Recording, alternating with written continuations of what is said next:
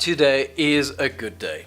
Today is a Strix day, and that means, well, a good looking day. Strix motherboards are usually Asus opportunity to show us what they can do aesthetically wise on a lower budget. And as a matter of fact, today we are reviewing the, wait, it's a long and difficult name, ROG, I'm cheating, I'm totally cheating, ROG STRIX Z370-F Gaming motherboard. Asus, really? What's going on with the names? I'm French, so slower, lower capacity brains, you know? The looks, great. But does this good looking board has brains as well? Well, without any further ado, let's find out and roll that intro.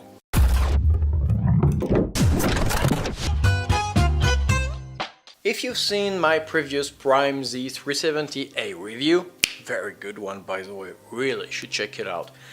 You know, I'm not a great fan of the Z370 chipset simply because it's basically a Z270 chipset with a couple of, bandwidth upgrades. But this is the only chipset which can run a Coffee Lake processor. So if you want to upgrade your computer, your build to a Coffee Lake processor, you're gonna have to get one of those. Usually Strix are the occasion for Asus to show off what it can do in terms of aesthetic. It's always an exciting experience for me. Asus always tries to surprise us with a couple of new things. It usually has a better RGB system, a better finish, more premium components, more robust networking components, etc, etc, etc. But nothing will better.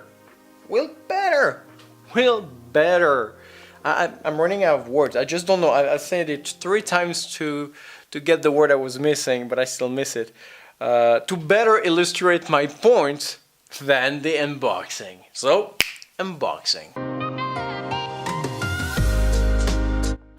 Alright, let's put our motherboard aside. In the package, we first have our very important ROG door sign, zip ties for cable management, a thermal sensor cable, our airflow fan mount, that's a new one, pairs of SATA cables, RGB addressable extension cable, an RGB extension cable, a simple one, our CPU installer, our M.2 screw and screw raiser, a dark padded I/O shield, and finally the usual DVD driver, ROG stickers, quick start guide, manual and cable mods coupon. Let's take a closer look to our motherboard. This is an ATX motherboard, meaning that it is 30.5 cm long and 24.4 cm large. The most obvious issue we need to address is the socket. The 1151 socket is no different than the ones you will find in both Z170 or Z270 motherboard series. Only problem, 6th and 7th generation of Intel processor will not be able to run on this motherboard. This is an important distinction. Reversely, the Coffee Lake processors cannot run on the Z100 and Z270 powered motherboards. So if you do want to run a Coffee Lake processor, even though they are identical sockets, you will need to upgrade the motherboard as well. Memory-wise, we have our usual dual channel configuration, so not much change there, and we can operate up to 64 GB of DDR4 RAM with a maximum overclocking capacity of 4000 MHz. Staying in the memory, we have a dual M.2 solid state drive configuration on our motherboard. As in its predecessor, the Z370 chipset comes Optane ready, and that means that both our M.2 solid state drive can run individually up to 16 full bus speed. That's about 32 gigabit per second.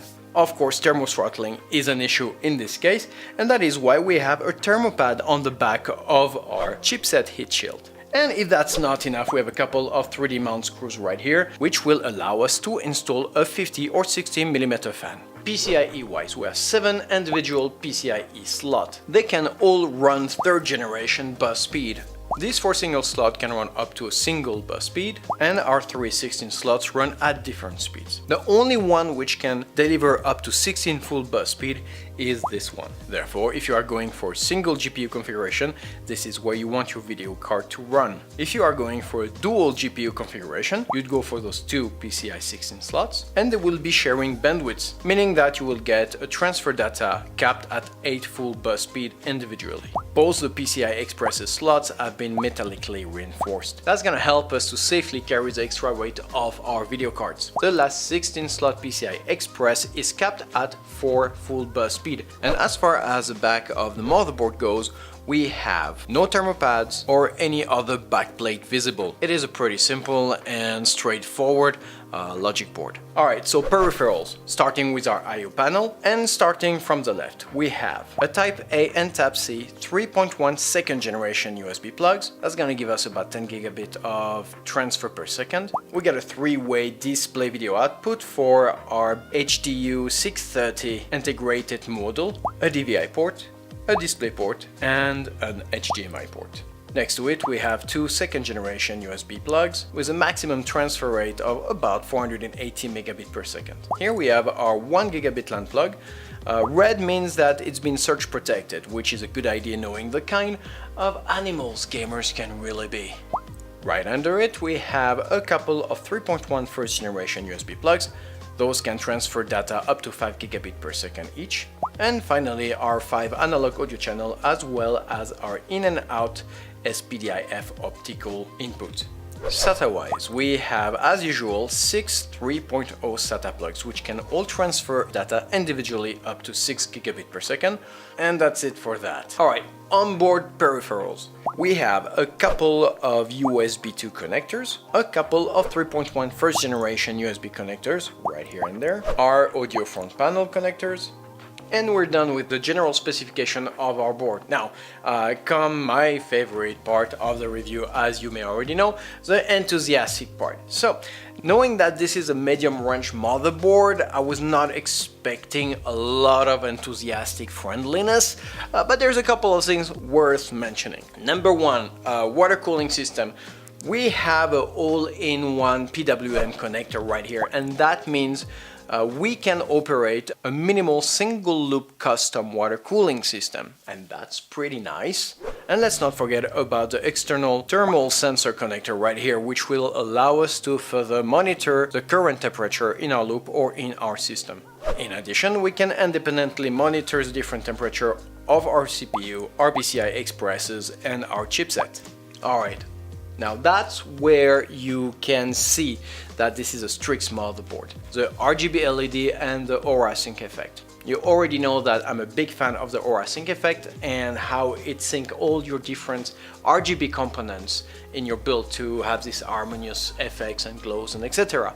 And in our case, in our motherboard right here, we have, well, obviously, this very nice see-through white cover right here, which will loop up to 16 million saturated colors in a loop or according to the effects. You can really see that Asus has been banking a lot on the aesthetic of the Strix motherboard lineups. That's not over. We have also a couple of Aura compliant RGB connectors here and there.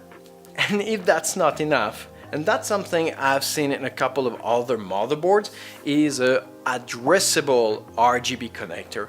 And the difference between the addressable and our more classic LED cables is the fact that every LED on our addressable cable can be set individually to have a different glow or even a different color. So we can more precisely customize the look and the feel of our RGB exports in our build. In conclusion, well, first, the price. This board runs around $195 US, so still under the $200 budget line. And that's a big deal for people who are like me trying to get a decent and complete build for under $1,000. It gives you plenty of budget room to accommodate an i5 or possibly an i7 processor, but more likely an i5 processor, and get you enough RAM and a decent GPU card to run, you know, the most demanding games out there. Now, I have a couple of concerns and regrets. The fact that there is no QLED screen again. We don't have any soldered buttons on the motherboard. We don't have a power or reset button, which we had in the Prime D370A. And that motherboard is supposed to be more an entry level, a cheaper motherboard, so I'm a little bit, you know, I regret that. But I'm not surprised by the fact there is no Wi-Fi adapter. You'd have to go to the Strix Z370-E Gaming motherboard, and that's about, you know, $10 or $15 more. So make sure you know what you're doing. It doesn't cost much to have a very decent double band 1 gigabit AC adapter if you do your research correctly. But we have to appreciate the fact that the Strix motherboard have such a better finish. Look at the aluminum brush on the capacitor's heat sinks and our chipset heat shield. It just looks so much better, so much more robust, and so much more expensive. That's the whole idea of the Strix lineup. Shading the unnecessary accessories to the benefit of the aesthetic of your board. So, conclusion. For just $20 more than an entry level, we have something which actually resembles to an advanced and expensive motherboard. We can enjoy all that the coffee leg brings to the game and look good doing it. I know, it's a good looking motherboard for a good looking guy.